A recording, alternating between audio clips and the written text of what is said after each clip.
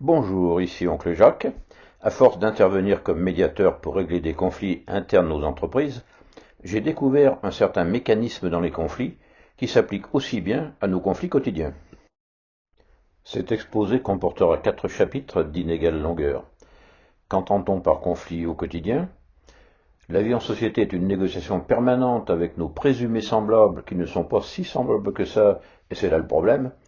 Nous essayerons de dresser une typologie des conflits les plus courants avec notre environnement, et enfin, nous terminerons par quelques recettes des médiateurs professionnels. Chapitre 1, mes petits conflits à moi.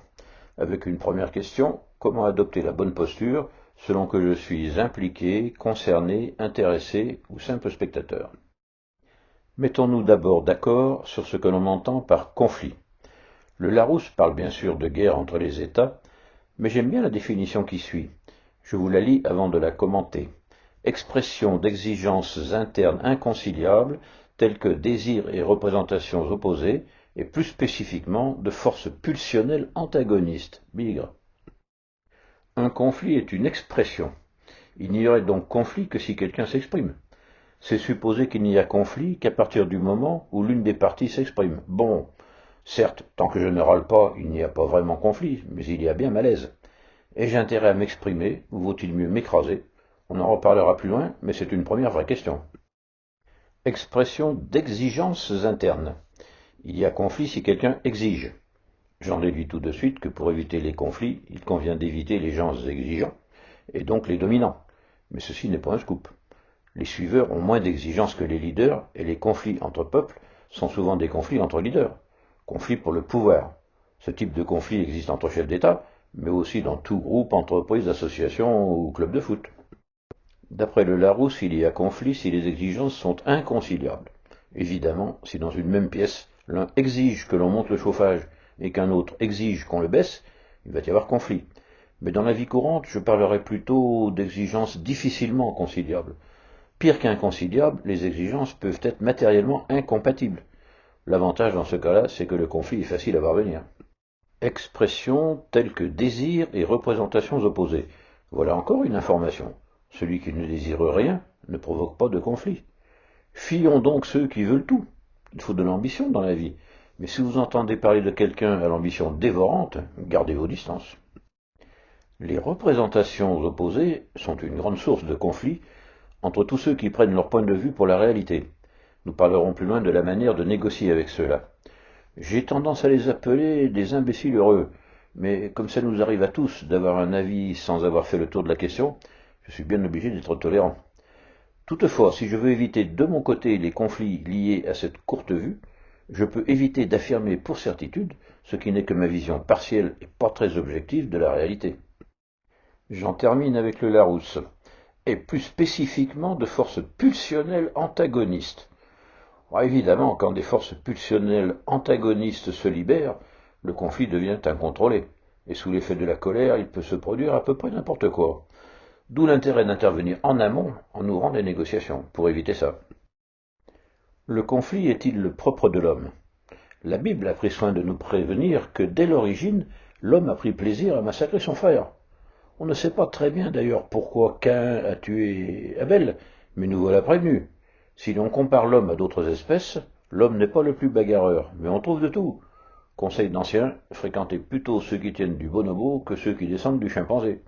Évitez aussi les grands fauves prédateurs, et fréquentez plutôt les ruminants que les carnassiers. En tout premier lieu, il convient de distinguer les conflits individuels et les collectifs, sachant que les premiers dégénèrent facilement quand chacune des deux parties recherche des alliés. Un conflit individuel peut diviser profondément un groupe ou une famille. En 1914, la seule vraie différence entre le paysan français et l'allemand tenait au fait que le premier préférait le steak frit de vin rouge et le second la choucroute à la bière. Cette petite divergence a fait quand même des millions de morts. À plus petite échelle, heureusement, il en va de même dans nos conflits quotidiens pour le pouvoir. Les fauves manipulent les moutons, qu'ils arrivent à faire se détester et se battre entre eux. Diviser pour régner reste une recette du management qui est toujours très appliquée. À ce propos, il convient de rappeler la règle des cercles concentriques. Il convient toujours de faire la différence entre les personnes impliquées et celles qui ne sont que concernées. À l'épicentre du séisme, il y a ceux dont la vie va être changée par les décisions prises à l'issue du conflit. Dans le cas d'un divorce, par exemple, ce sont uniquement les époux et leurs enfants.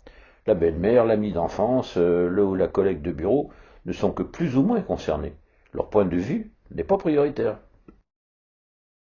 Au-delà de ces deux cercles, des personnes peuvent s'intéresser à un conflit qui les concerne peu, et de simples spectateurs apportent souvent leur grain de sel. Le médiateur doit faire preuve d'autorité pour les éloigner. Il convient ensuite de distinguer les conflits avec ou sans objet. Le désaccord porte-t-il sur un point précis, et dans ce cas il peut prendre des formes différentes selon les personnalités, ou s'agit-il d'un conflit de personnes susceptibles de s'affronter sous n'importe quel prétexte? Le prétexte, c'est l'élément qui permet de déclencher un conflit quand il y a préalablement rivalité. Les conflits tels que celui représenté sur cette diapo sont largement aussi nombreux que ceux qui ont un vrai motif, au moins dans la vie de tous les jours. Un médiateur se pose toujours la question de savoir s'il vaut mieux se contenter de trouver une solution au prétexte, ce qui calmera le jeu pour quelque temps, ou s'il faut rechercher la cause de la cause. Bien entendu, les conflits d'intérêts existent aussi. Il n'empêche que la négociation prendra des formes différentes en fonction des personnalités. À propos du même différend, certains vont se tirer dans les pattes et d'autres se taper sur la figure. Un conflit se caractérise encore par son degré d'évolution, caché, larvé, ouvert, intense, violent et parfois même irréversible si le médiateur arrive trop tard. La décision d'intervenir dépend aussi bien sûr de l'impact du conflit sur les spectateurs. Un conflit limité à peu de gens peut être sans effet sur les proches comme il peut être désastreux. Dans la famille, par exemple, un conflit à niveau égal a plus d'effets négatifs s'il concerne les parents que deux enfants de 5 ans. Et dans l'entreprise, un conflit entre deux grands chefs fait en général plus de dégâts qu'entre deux OS. Toujours à propos des conflits, il est classique de se poser quelques questions. Peut-on prévoir les conflits? Peut-on les éviter? Doit-on en avoir peur? Sont-ils nécessaires? Quand et comment faut-il intervenir? Comment en tirer parti? Etc. Peut-on prévoir les conflits? La réponse est oui, si l'on sait identifier les situations conflictiogènes. Mais ce mot n'existe pas dans la langue française, ce qui confirme que l'anticipation des conflits n'est pas dans nos gènes. Et pourtant, éviter les situations conflictiogènes est fondamental pour vivre en paix. Certaines situations bien connues et faciles à identifier portent en elles tous les germes d'un conflit. La vie ressemble un peu à la conduite automobile avec ses carrefours dangereux, et on peut donc soit les éviter, soit les aborder avec précaution. Un carambolage à petite vitesse froisse de la tôle, alors qu'à grande vitesse il peut être mortel. Il en va de même sur la manière d'aborder une situation dangereuse. Peut-on les éviter? Souvent, mais à condition bien sûr de les avoir vus arriver. Sont-ils nécessaires? Non, mais il vaut souvent mieux un conflit ouvert qu'un conflit larvé. Savoir crever l'abcès quand ça s'infecte sous la croûte est une nécessité que connaissent bien les infirmiers. Les plaies de l'âme sont comme celles du corps. Pour que ça cicatrise, il ne faut pas gratter constamment.